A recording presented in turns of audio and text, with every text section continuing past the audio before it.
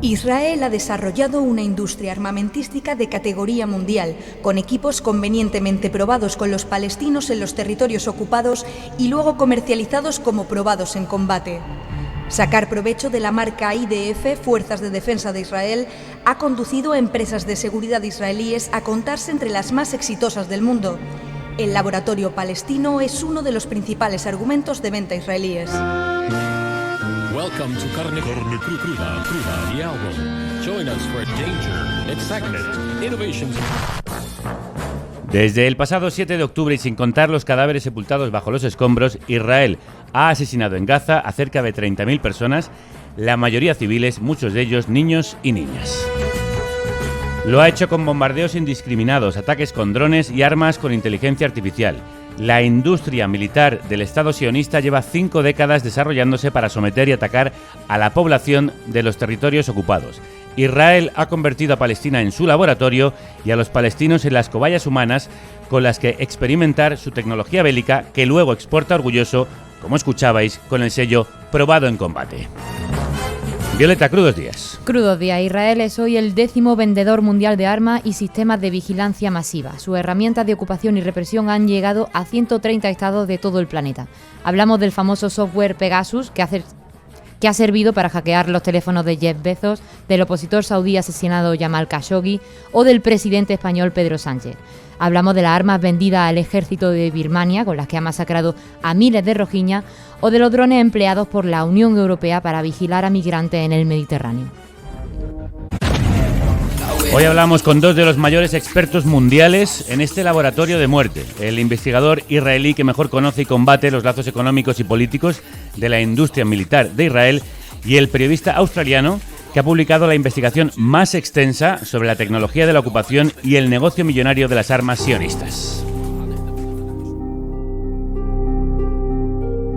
El 7 de octubre fue para Israel un error de proporciones catastróficas, pero nada de esto ha detenido sus pruebas en vivo de nuevas armas durante su campaña de tierra arrasada en Gaza. Estas armas bélicas fueron orgullosamente exhibidas en redes sociales, con el propósito de llegar a un público de potenciales compradores globales. Israel es una fábrica de asesinos en masa. Preveo que la industria armamentística israelí prosperará después del 7 de octubre. Escuchabas un fragmento de El laboratorio palestino, del periodista australiano de origen judío Anthony Lowenstein, que acaba de publicar en castellano la editorial Capitán Swing.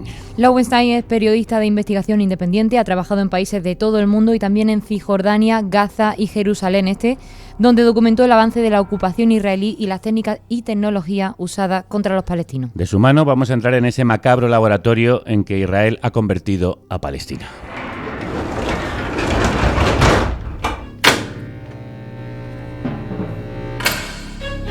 Conectamos con Sydney y le damos la bienvenida a Nieves Lázaro, nuestra habitual intérprete. Hará la traducción. Nieves, crudos días. Crudos días. Anthony, it's a pleasure to meet you. Es un placer conocerte, hablar contigo. It's a pleasure to meet you too. Thank you for having me. I'm well.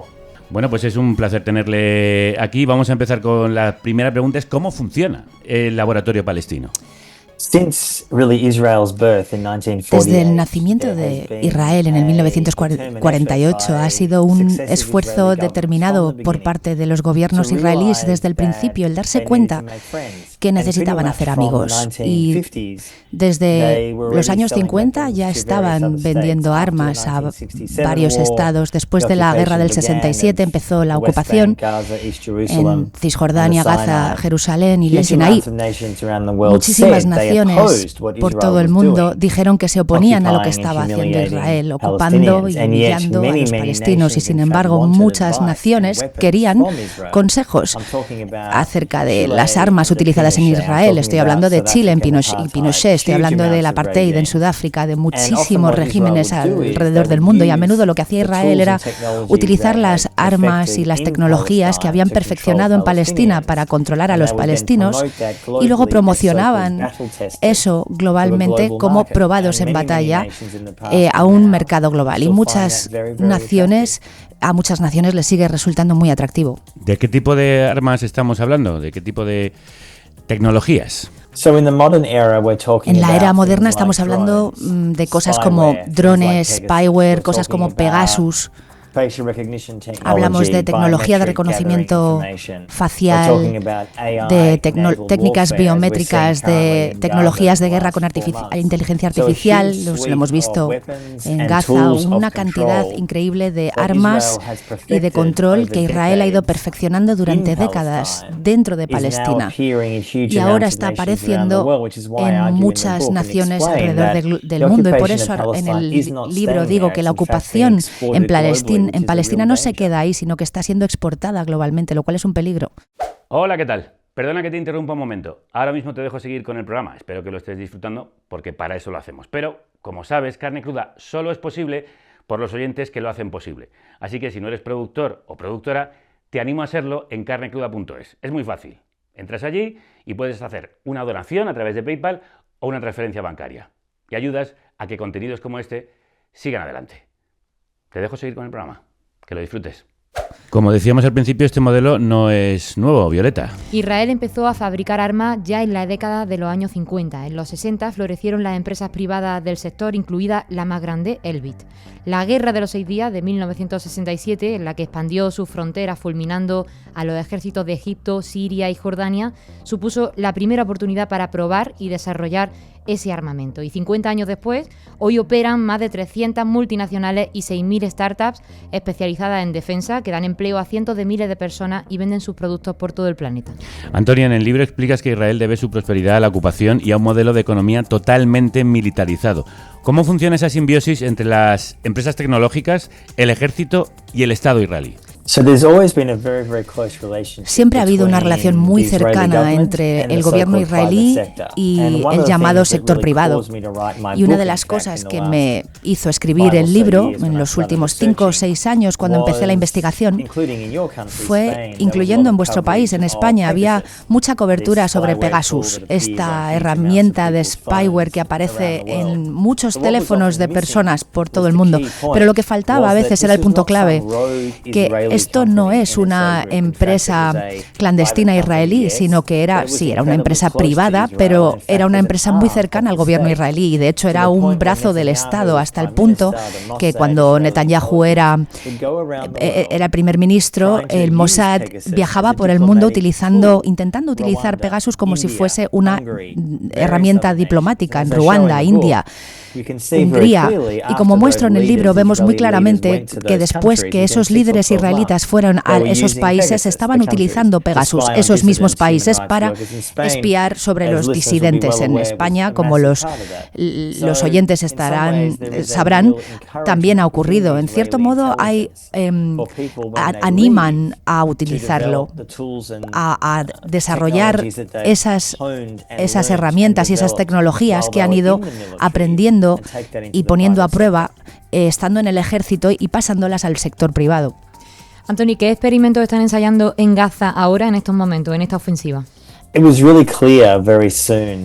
Quedó muy claro muy pronto, después del 7 de octubre, que Israel, por supuesto, iba a desatar el infierno sobre Gaza. Eso tristemente era inevitable. Y lo que hemos visto en el último mes es una variedad de armas. A veces se testan en vivo y lo suben directamente a las redes. Estoy hablando de drones suicidas, de tecnologías de guerra de inteligencia artificial, y una de las cosas que nos cuenta nuestro gobierno, el nuestro y otros, es que utilizar la inteligencia artificial de algún modo va a hacer que la guerra sea más limpia. Habrá menos bajas por parte de civiles y lo que está pasando, lo que estamos viendo en Gaza es lo contrario a eso.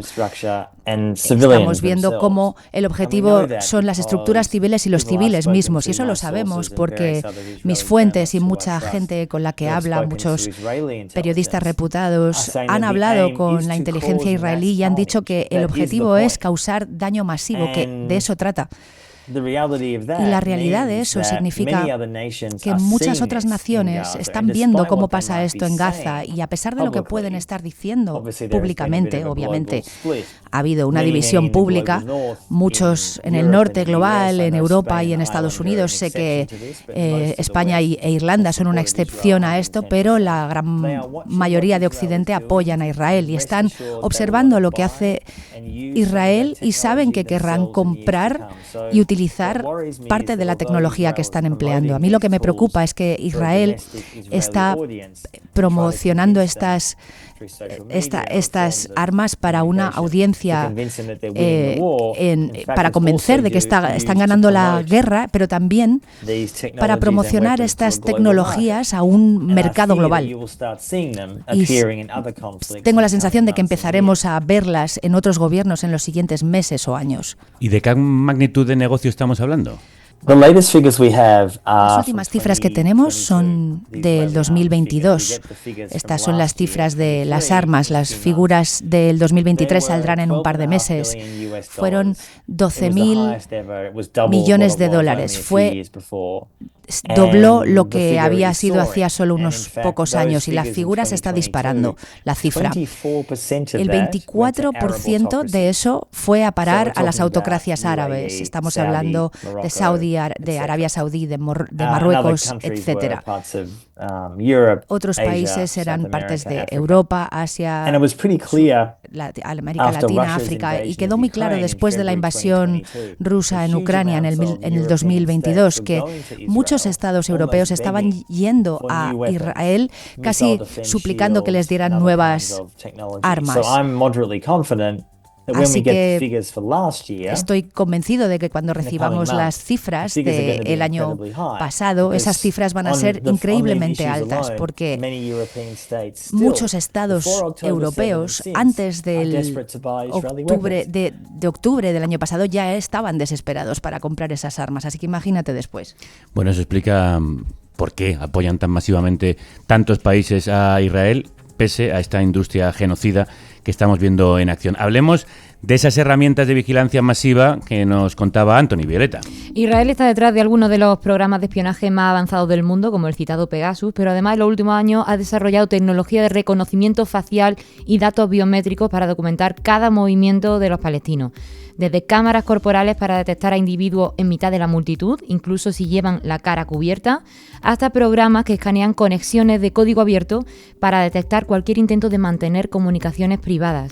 Anthony, ¿qué es la unidad 8200, creadora de muchas de esas herramientas, y por qué deberíamos temerla en el resto del mundo?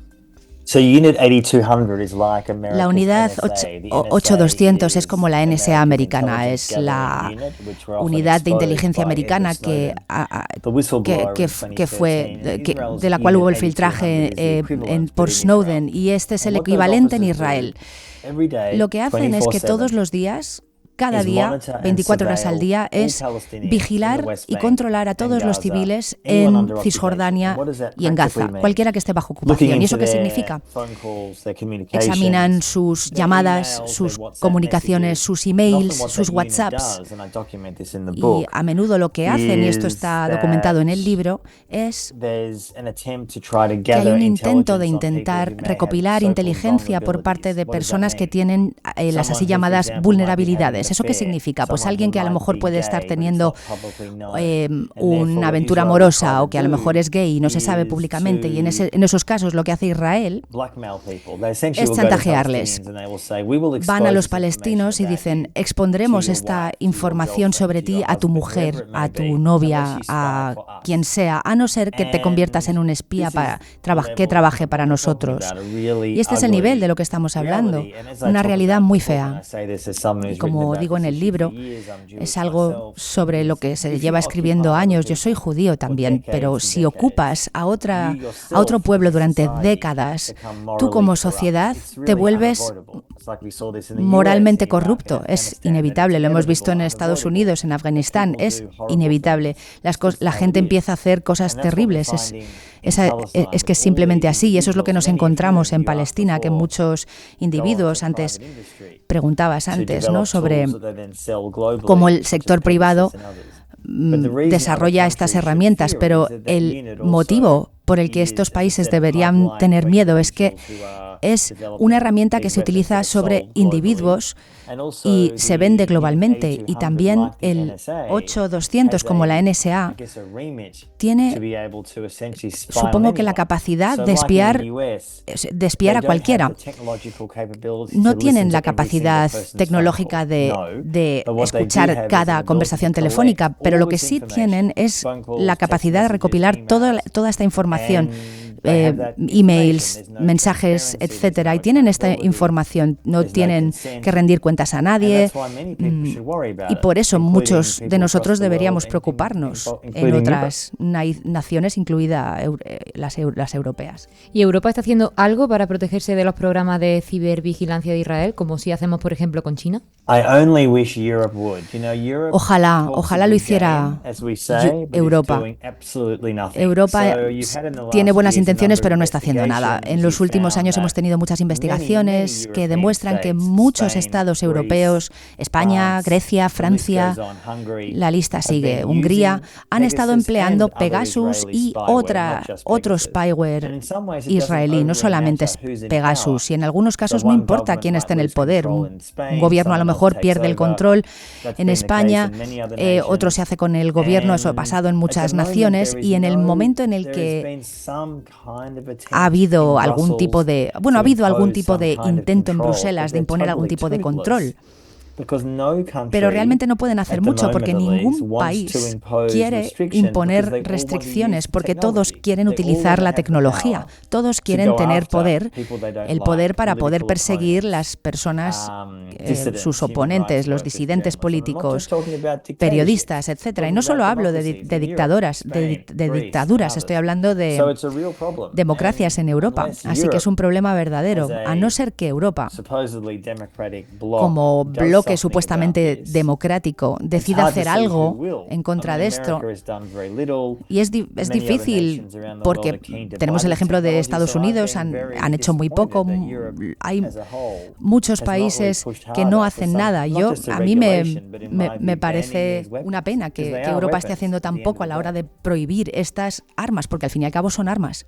Sí, y de hecho la utilización que se hace para perseguir a disidentes, a activistas, no solo en dictaduras, como decía, sino en países supuestamente democráticos o que dicen ser democráticos, es lo que él llama la irrealización de la seguridad global. Todos los países están empezando a comportarse como Israel con sus ciudadanos.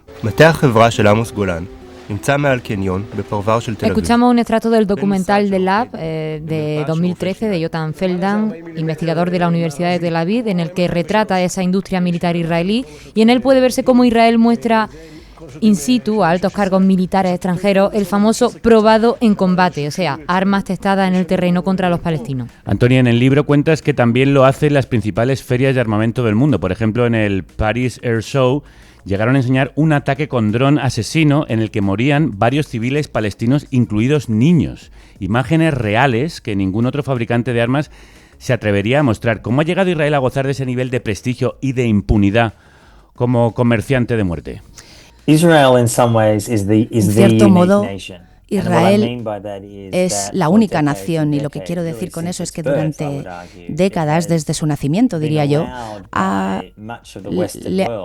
gran parte de Occidente le ha permitido, desde luego en Europa, en Estados Unidos, salirse con la suya con el asesinato. ¿Por qué? Creo que hay una culpabilidad que tiene que ver con el Holocausto, creo que hay una instrumentalización del antisemitismo, cosa que hace muy eficazmente Israel. También hay una creencia por parte de muchos en Occidente de que Israel es un aliado muy fiable. Hay una creencia común de que Israel es como que Israel es el aliado más fiable para mostrar quién manda, esencialmente. Y también creo que hay un sentido creciente, en mi opinión, que Occidente no ve a los palestinos como ciudadanos iguales, y el impacto de eso ha sido devastador. En los últimos 4 meses, después del 7 de octubre, Israel ha destruido, la destrucción de Israel ha sido permitida por parte de Occidente, y les han dejado salirse con la suya con el genocidio. Y con este uso de armas, este estado de impunidad, yo creo que ha causado este colapso moral. Como alguien judío, aunque yo no soy religioso, la única parte positiva de todo esto, yo creo, es que hay un número creciente de judíos en Europa, en los Estados Unidos y en otros sitios que están empezando a alzar sus voces y están empezando a decir: no en mi nombre. La manera en la que definimos el judaísmo no puede ser una ocupación sin fin de Palestina, no puede traducirse en una militarización y un nacionalismo israelí sin fin y el etnonacionalismo, porque gente como yo y gente que piensa como yo sentimos que nos estamos moviendo hacia este horizonte. Muchos lo vemos como un futuro talibán.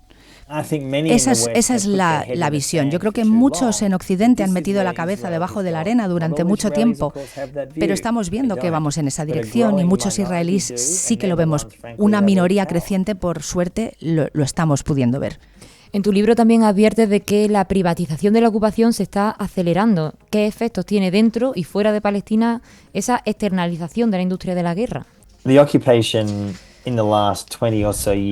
ocupación en los últimos 20 y pico años se ha entregado básicamente al Estado, al sector privado. Hay seguridad privada, gente que normalmente está intentando proteger y están forzando una ocupación brutal para mantener a los palestinos alejados de su propia tierra. Y como explico en el libro, esto en cierto modo lo que vemos con muchas otras ocupaciones alrededor del mundo, con Irak y con Afganistán después del 11 de septiembre, sí, los Estados Unidos lanzaron esas guerras junto con muchos aliados de Estados Unidos, pero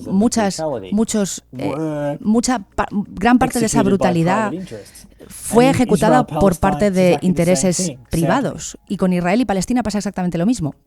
En esa externalización me llama la atención, algo que comentas en el libro, es que también participa la autoridad palestina en Cisjordania. ¿Cómo ha logrado Israel convertirla en su represor de confianza en el terreno? ¿Y cómo ha creado su red de informantes entre los propios palestinos? Las autoridades palestinas esencialmente son los que refuerzan la ocupación. Les paga Occidente.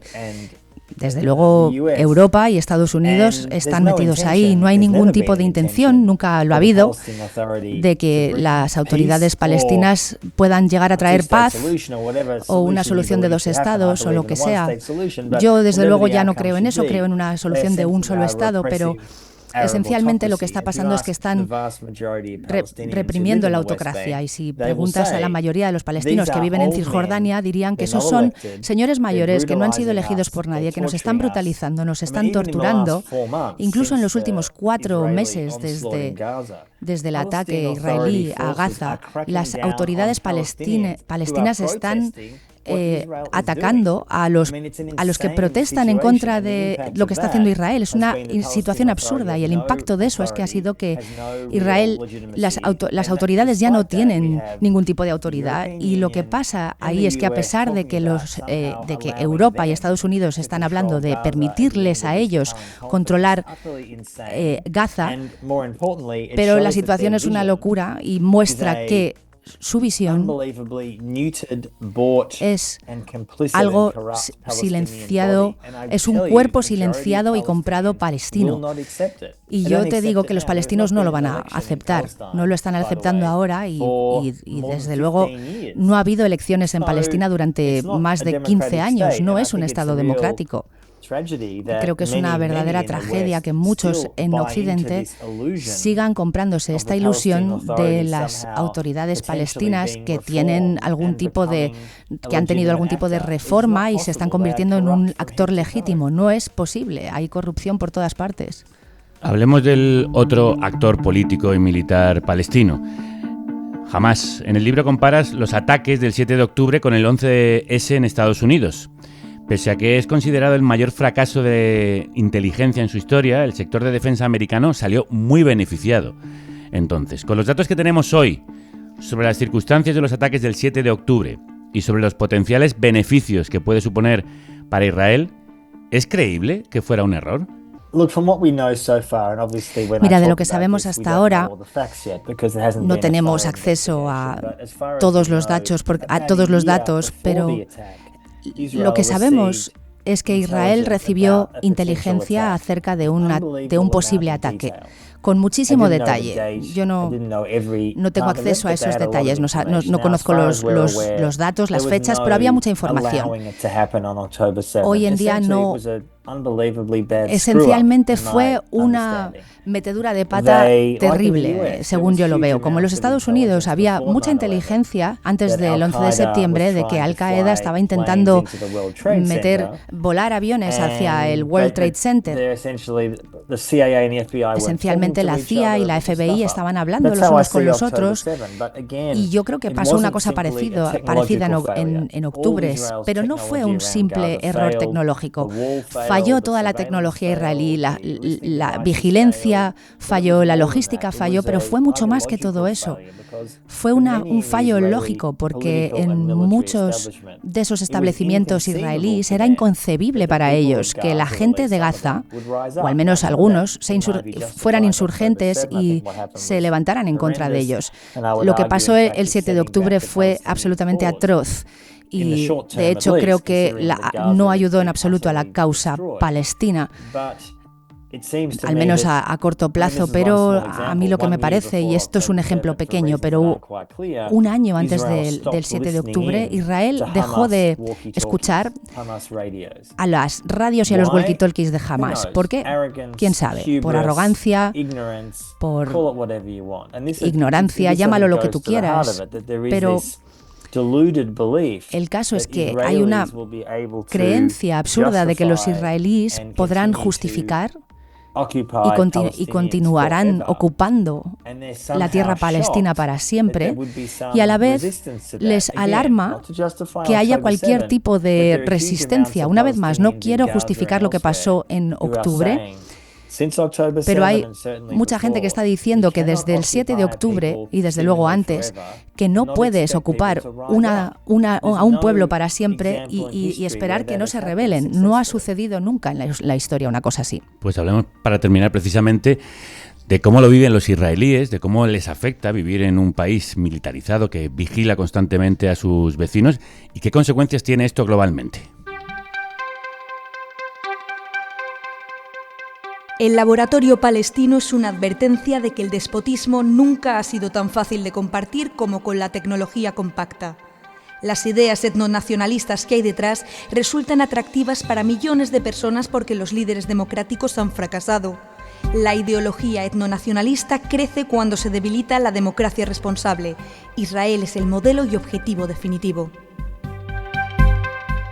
Un analista militar israelí te dijo que Israel incuba traficantes de armas, contratistas de seguridad y magos de la tecnología, los venera y los convierte en héroes intocables para la patria. ¿Es la propia sociedad israelí un conejillo de Indias para el Estado de Israel? Absolutely. The short answer to that is yes. Desde luego que sí, la respuesta corta para eso es que sí. La sociedad israelí es muy única como país, comparado con un país occidental. Mucha gente, no todo el mundo, pero hay mucha gente que dice que hay unas ganas de animar al sector militarista a entrar en el sector privado y desarrollar muchas herramientas y tecnologías que puedan explotar lo que han aprendido sobre el campo. Y vamos a hablar claro, lo que están haciendo en el ejército, la gran mayoría, es mantener una ocupación. Y eso es lo que hace Israel. Todo el día, todos los días, es lo que ha hecho durante décadas en la mayor ocupación que ha habido en la historia. Y antes del 7 de octubre, y desde luego desde entonces también, la sociedad israelí en sí se ha radicalizado. Y lo que quiero decir con eso es que si te fijas en las encuestas públicas en Israel, las actitudes hacia Palestina, el racismo, etcétera. A ver, todas las sociedades tienen un grado de racismo, la tuya, la mía, pero el nivel de racismo, de deshumanización de los israelíes hacia los palestinos, por poner un ejemplo, hay una cita de un libro de 2016 que la mitad de los judíos soldados apoyaban la limpieza étnica de los palestinos. Luego hubo una encuesta después de los ataques de Gaza y la mayoría de los israelíes apoyaba la limpieza étnica de los palestinos. Esto es una visión tremenda, así que cuando nos obsesionamos con Netanyahu, con que él es un hombre peligroso, etcétera, realmente hay que entender que el problema en Israel es mucho más profundo que reemplazarle a él. Cambiaremos de primer ministro en algún momento, pero ese cambio no generará ningún cambio real en la población. Y si te fijas en las encuestas públicas, la mayoría de los israelíes quieren seguir con la guerra. No hay ningún movimiento verdadero por la paz allí. Existe la izquierda, existe una minoría, no les estoy haciendo de menos, pero no dejan de ser una minoría minúscula. ¿Israel es también un peligro para la democracia del resto del mundo? Yo diría que sí. ¿Y por qué digo esto? Es porque lo que está pasando en Gaza en estos momentos, donde ya han muerto casi 30.000 personas, casi todos ellos civiles, pero es peor que eso. En cierto sentido está exportando muchísima tecnología de represión a muchos otros estados. Y un ejemplo, los líderes de los estados árabes, todos han hablado de lo preocupadísimos que están sobre lo que está haciendo Israel, pero ninguno ha cortado sus lazos y ninguno lo hará, porque todos valoran muchísimo más la inteligencia y la relación que tienen de seguridad y de vigilancia con Israel, porque lo que temen es que la gente se rebele contra ellos, que haya otra primavera árabe, y entonces siguen comprando mucha cantidad de tecnología israelí. Entonces yo diría, fíjate en lo que hace un país y no lo que dice. Las naciones árabes les gusta pensar que apoyan a los palestinos, y estamos hablando una vez más de los líderes de Egipto, de Saudi, etcétera. Son regímenes completamente corruptos y vendieron a los palestinos hace años, y los gobiernos saben que la gente piensa así acerca de ellos. Pues vamos a hablar en los próximos minutos con alguien que precisamente desde Israel estuvo luchando contra esta industria de la guerra y por la paz sigue haciéndolo desde Alemania. Desde Sydney nos ha escuchado Anthony Lowenstein. Muchísimas gracias por atendernos y felicidades por esta investigación tan exhaustiva. Muchísimas gracias. Es genial poder conectar con la gente en España. Gracias. Pleasure. Esto no es un programa de radio. Esto no es una república independiente. Esto no es un estudio de grabación. Esto no es un lugar de encuentro. Esto es todo eso y mucho más. Esto es carne cruda. Mucho más que un programa de radio.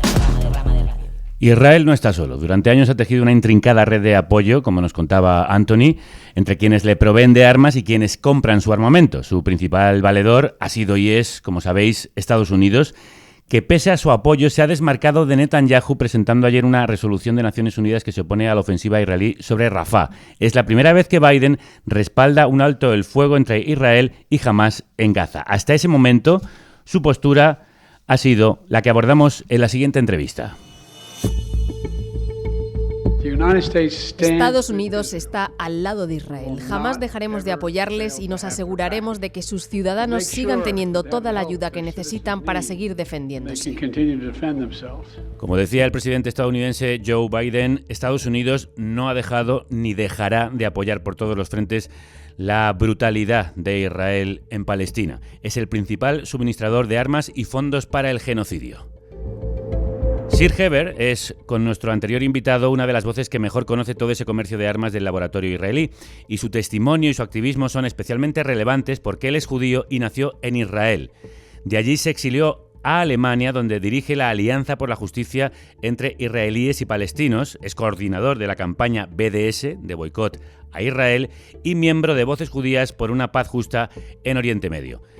Sir Heber, es un placer de verdad recibirte aquí. Welcome. Bienvenido. Thank you for having me, Javier. It's a pleasure Muchas to meet gracias you. por invitarme. Okay, la está traduciendo, es Ana Sánchez Mera, integrante del movimiento BDS, que estuvo en el programa que hicimos sobre el boicot a Israel recientemente. Ana, bienvenida. Muchas gracias. Shir, estás en Madrid por unas charlas cuyo título parece una pregunta obvia, pero para muchos gobiernos del mundo no lo es. ¿Por qué es necesario un embargo de armas a Israel? There is a moral need. Hay una necesidad moral para un embargo militar para parar el asesinato de civiles, que supone ahora mismo un crimen de genocidio, pero también hay una obligación legal para respetar este embargo militar que existe actualmente.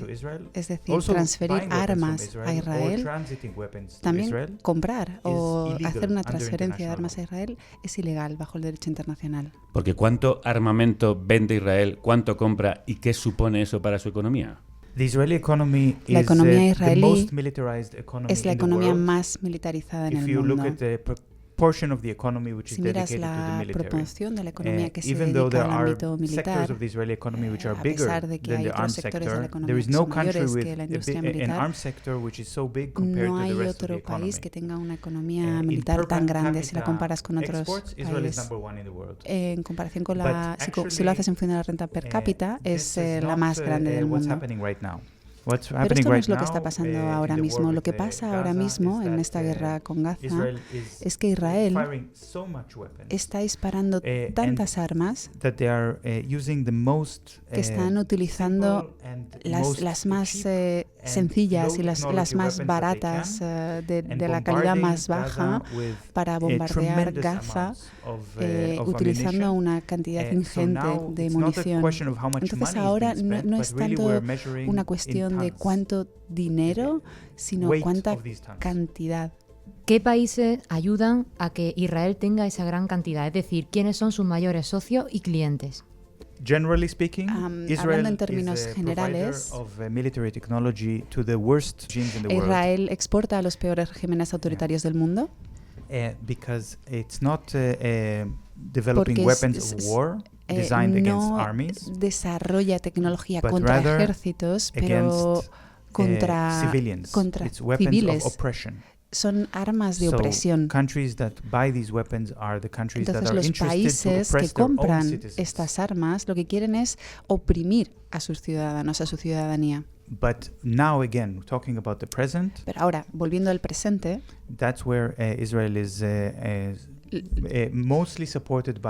Israel está sobre todo siendo apoyado por Estados Unidos y después por Alemania. La mayoría de los países en el mundo rechazan armar un genocidio, que es lo que está pasando. Entonces ahora tenemos estos países que son los más cómplices en el genocidio: Estados Unidos, que habéis citado al principio del programa, después Alemania, que es el segundo, pero lamentablemente incluso España está tomando parte en este envío de armas a Israel.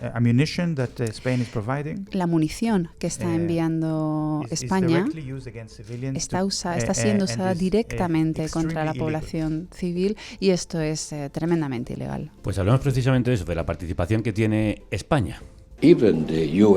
Incluso Estados Unidos, que es el mayor apoyo de Israel, consideró, en palabras del propio Biden, que estas acciones son desproporcionadas, que el número de civiles muertos es insoportable y advirtió a Israel que no siguiera por ese camino.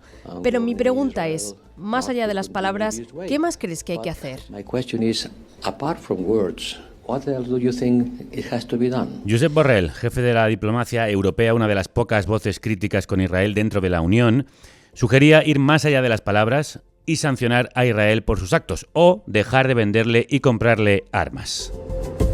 España es uno de los países que sigue vendiendo armas a Israel, según una investigación del Centro de Estudios por la Paz, publicada en nuestro medio asociado, el diario.es, que demuestra que nuestro país siguió enviando munición al Estado israelí después del 7 de octubre, pese a que el ministro de Exteriores, Álvarez, anunció que habían suspendido esas exportaciones de armamento. Una de las personas detrás de esa información es Alejandro Pozo, investigador en paz, conflictos armados, desarme y acción humanitaria del Centre de l'As, a quien conocimos precisamente en el programa que hicimos en la Val d'Uixó, en Castellón, hace un tiempo. Alejandro, es un placer volver a verte. Crudos días. Un placer también estar aquí. Exactamente, ¿cuál es la participación que está teniendo España en el conflicto? Pues es multinivel. No solamente ha enviado munición en noviembre, siendo el país europeo que más exportó durante ese mes, sino que no ha dejado, a pesar de todo lo que hemos conocido que ha pasado en la Franja de Gaza, no ha dejado de adquirir armamento israelí en España para suministrar al ejército de tierra y la armada.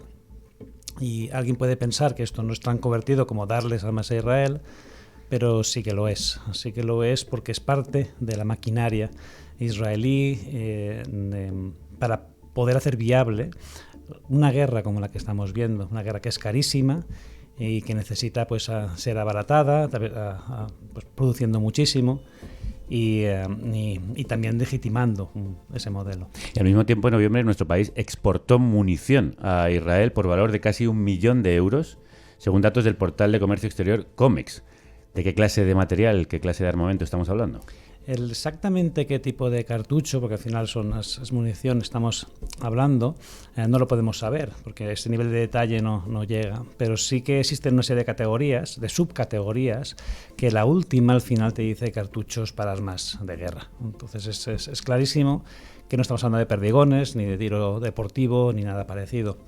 El gobierno argumenta que minimiza la relevancia de este envío en cuanto que dice que no portaba carga explosiva. Se trata de munición que no porta la carga explosiva, pero este argumento es similar a decir que no pasa nada por enviar un avión de combate si no exportas con él los misiles que lleva ese avión. Esto parece que es un poco un sinsentido, ¿no? Como argumento es lo que ha habido. Al final estamos hablando de algo que son cartuchos de municiones de armas de guerra. Alejandro, y además no dice la legalidad internacional que no se puede vender armamento a un país cuando hay pruebas de que está atacando a la población civil.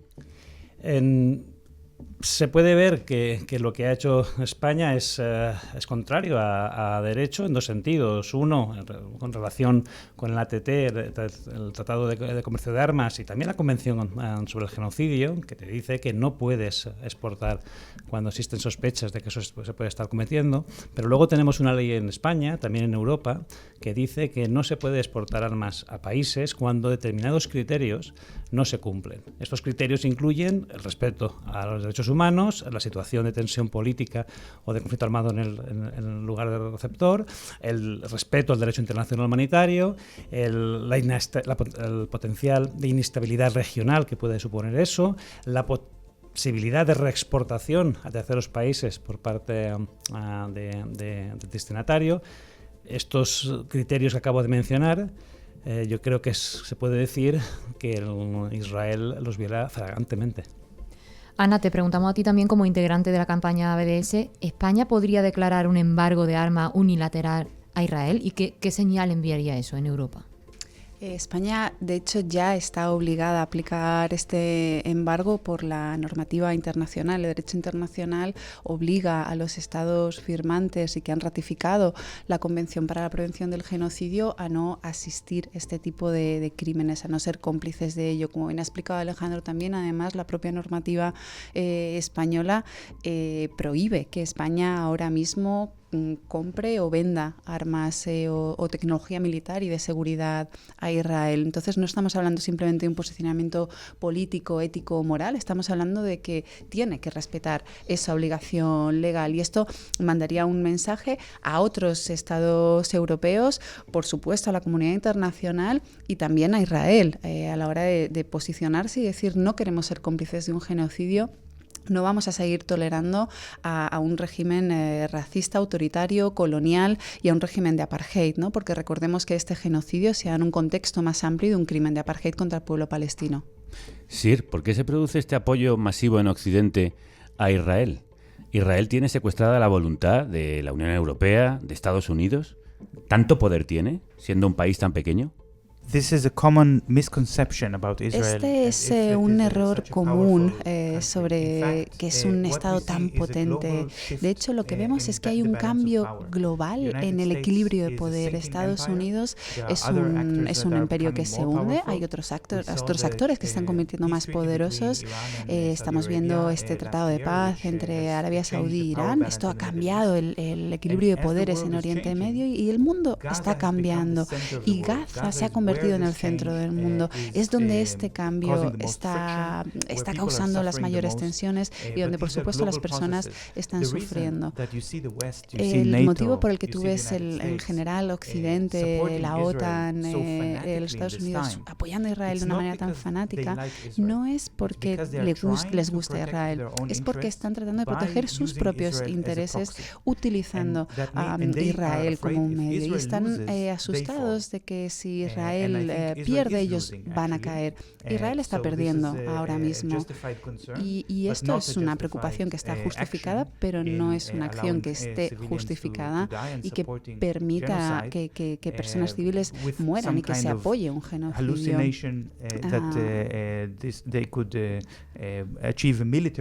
Con una especie de alucinación, entendiendo que puedan alcanzar este éxito militar con un fin político. Hemos visto que incluso Estados Unidos y Alemania, que han apoyado sin ambages a Israel, en los últimos tiempos, y especialmente con el ataque a los campos de refugiados en Rafah, han pedido a Netanyahu que detenga algunos de esos bombardeos. ¿Podremos ver en el futuro que Alemania o Estados Unidos se desalinean, se cambian su postura? Es difícil para estos países cambiar su dirección porque ya ellos se han convertido en cómplices de estos crímenes. Tiene que haber una rendición de cuentas no solamente para los criminales de Israel, pero también para todos sus aliados. Otra contribución para esta sensación de miedo que tienen estos gobiernos, los gobiernos de Estados Unidos y de Alemania. Yo vivo en Alemania y yo te puedo decir que en Alemania el gobierno está reprimiendo la libertad de expresión.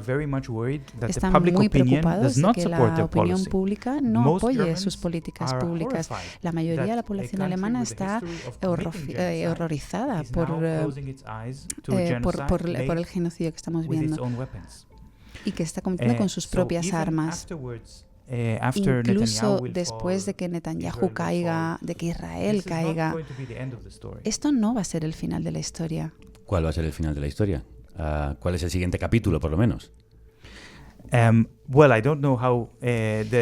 sé cómo acabará la historia, pero puedo decir que Israel no va a continuar existiendo en su forma actual. Esto es algo que la mayoría de los israelíes también entienden. La crisis que está pasando ahora mismo en la sociedad israelí, en el nivel económico, político, en el nivel gubernamental también, hablando de la provisión de servicios básicos, de salud, de educación. En esta situación, en este contexto, muchos israelíes están yéndose del país y han perdido toda la fe en el futuro. Es posible que el movimiento tan agresivo de los colonos, semifascista o realmente fascista, pueda tomar el poder, pero no creo que sea muy realista esta opción, porque no tienen el poder militar para conquistar toda la región. Entonces, si ellos no toman el poder, ¿quién va a tomar el poder? Una posibilidad es que Israel caiga, como otros estados coloniales han caído, como Algeria. Y jamás puede tomar el poder. Esto yo creo que sería también un escenario terrible. La mayoría de la población palestina está contra esto y asustada de esto también. pero no pierden la esperanza en otro posible escenario de democracia, de igualdad de derechos, en una situación similar a Sudáfrica. Sudáfrica no es una utopía, no todos los problemas se han resuelto, pero por lo menos han conseguido transformar el problema militar en un problema político, y la gente tiene un camino para la esperanza, para un futuro mejor, para un proceso político en el que todas las personas de esta región, todos los palestinos puedan tener derechos, igualdad de derechos, el derecho de autodeterminación, libertad.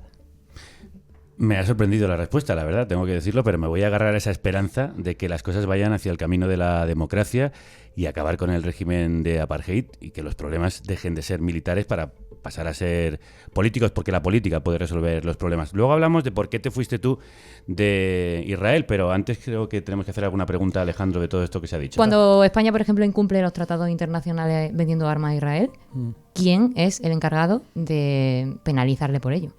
Sí, a ver, desafortunadamente, a pesar de que el ministro Álvarez dijo que sí, que España había materializado un embargo contra Israel ante una pregunta que le hicieron en la cadena SER, esto no era verdad, porque si hubiera habido una prohibición, eso es lo que significa un embargo, esta empresa de Palencia estaría sancionada.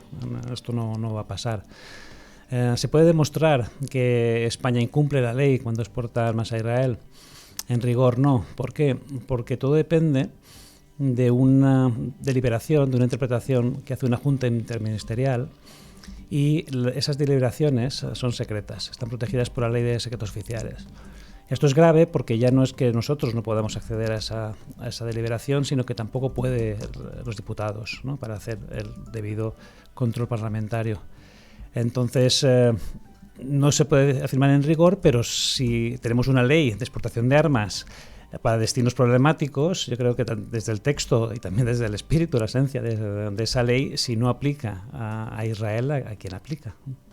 Ana quería decir algo al respecto. Sí, un poco por completar también lo que ha dicho Alejandro y respondiendo a la pregunta de que quién sanciona, ¿no?, cuando vemos este tipo de crímenes que siempre decimos, ¿no?, esto es ilegal, el derecho internacional lo prohíbe. Yo creo que hay un problema también de cómo se aplica este derecho internacional y todos los mecanismos de protección de derechos humanos a nivel global, ¿no?, que creo que faltan mecanismos para luego poder traducir toda esta normativa, todas estas regulaciones en supuestos prácticos. Y también tampoco podemos olvidarnos de que todo este sistema de protección de derechos también se construye desde una perspectiva profundamente occidental y en muchos casos eurocéntrica, ¿no?, y que el diseño de todo el mecanismo de protección de derechos a nivel internacional quizá no tiene tanto que ver con un interés último de proteger la vida, la dignidad humana y la justicia, la libertad para todas las personas, sino también proteger determinados intereses que quizá se alejen un poco de lo que nos gustaría que protegieran, ¿no? Y un claro ejemplo de ello es cómo funciona el Consejo de Seguridad de Naciones Unidas,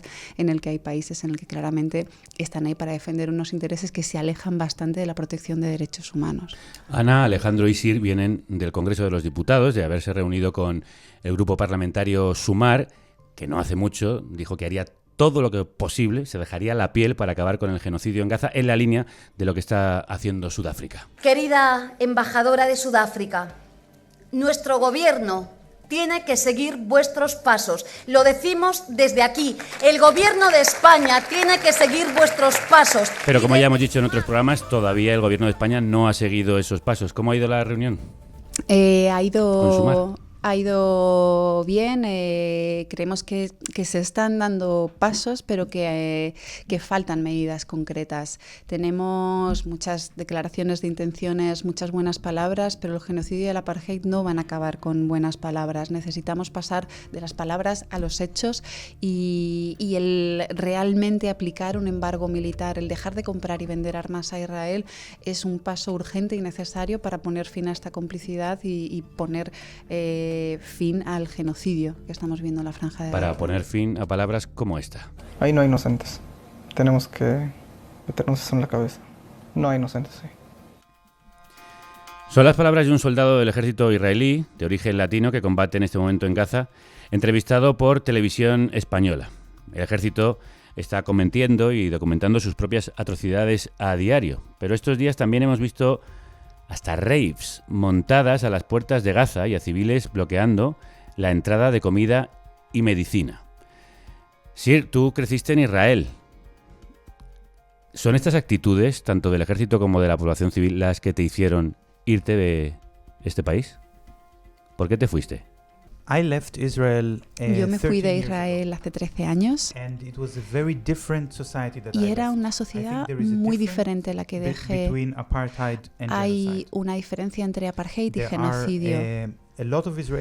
Hay muchos israelíes que son muy racistas hacia las personas palestinas y que están dispuestos a pasar esa línea sobre la violencia, asesinatos.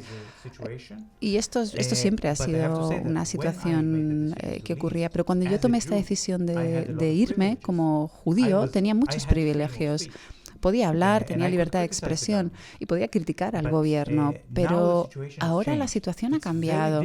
Es muy difícil para una sociedad que empiece a cometer un genocidio. Tienes que convencer a los soldados para realmente deshumanizar a seres humanos para poder asesinarlos de manera masiva.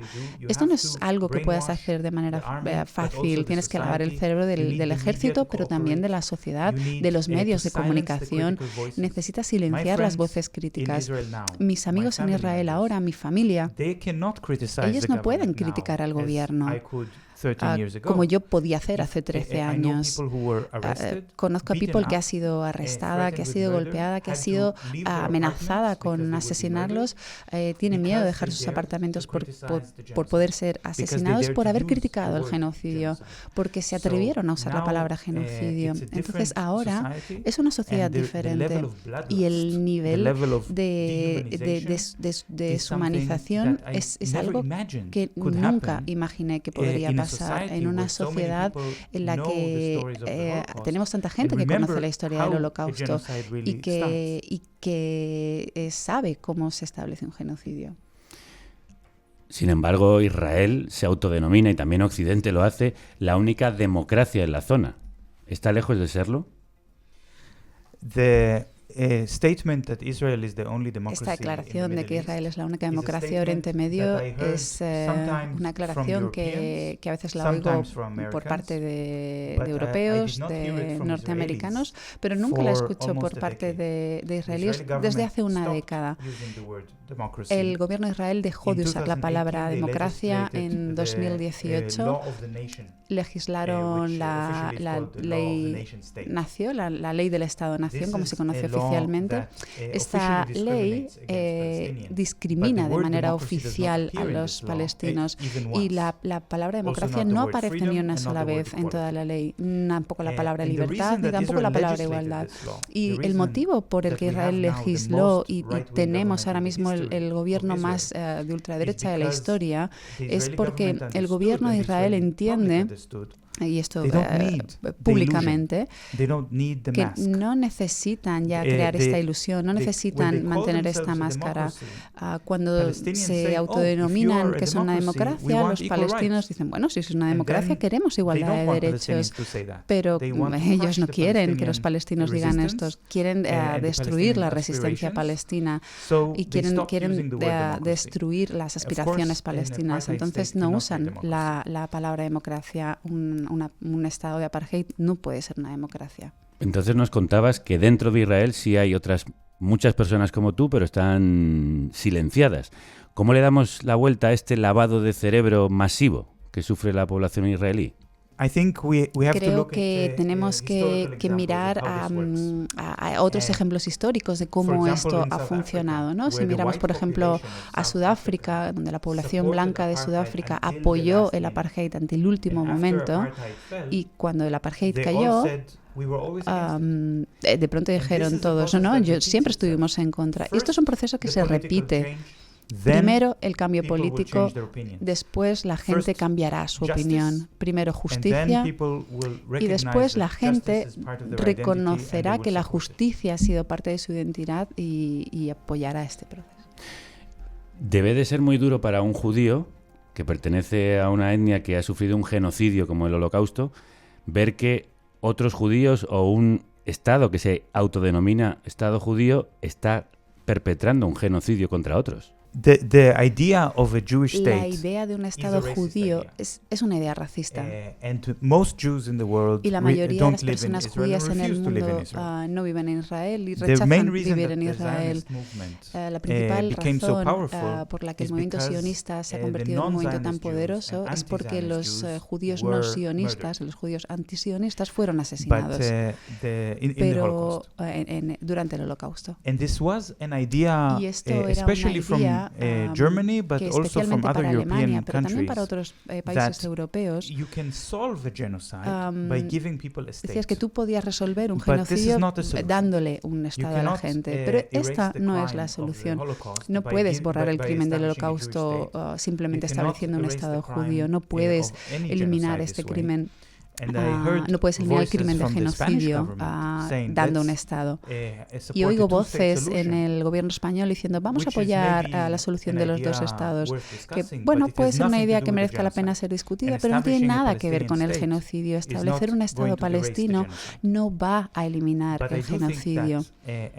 Y creo que como judío, con una familia que sufrió el Holocausto, es una historia que está pasada durante generaciones, es parte de mi educación, recordar y aprender sobre el Holocausto.